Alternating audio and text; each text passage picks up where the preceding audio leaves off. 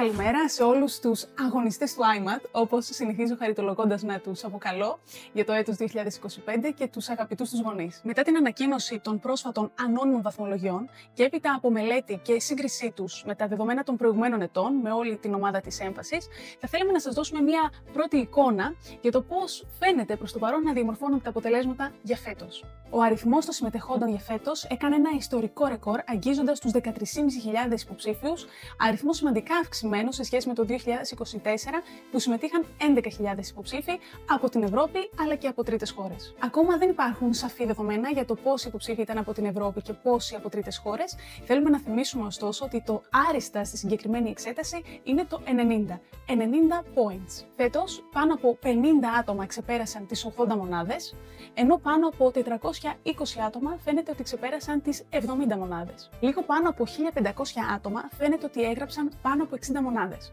Χωρίς να θέλουμε λοιπόν να σας μπερδέψουμε με περισσότερα στατιστικά δεδομένα, τα οποία αυτή τη στιγμή δεν σας είναι χρήσιμα, θα θέλαμε να μείνουμε στην ουσία. Ότι η βάση για το IMAT 2025 φαίνεται να κινείται γύρω στο 56 με 57.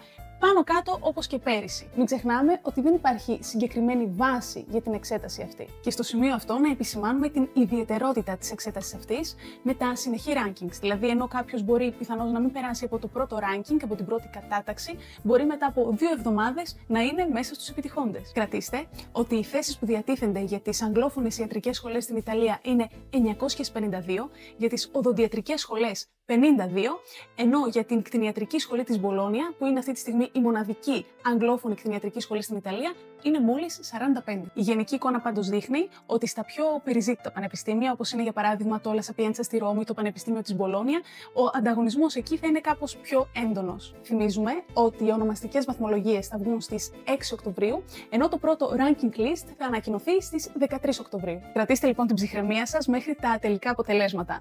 Να θυμάστε ότι η προσπάθεια όλων σας δεν είναι απλά σημαντική, είναι αξιέπαινη, ανεξαρτήτως τελικής κατάταξης. Και πάντα υπάρχει δυνατότητα, αν θέλει κανείς να δοκιμάσει ξανά τις δυνάμεις του, να προετοιμαστεί καλύτερα και να γυρίσει πιο δυνατός στη συγκεκριμένη εξέταση.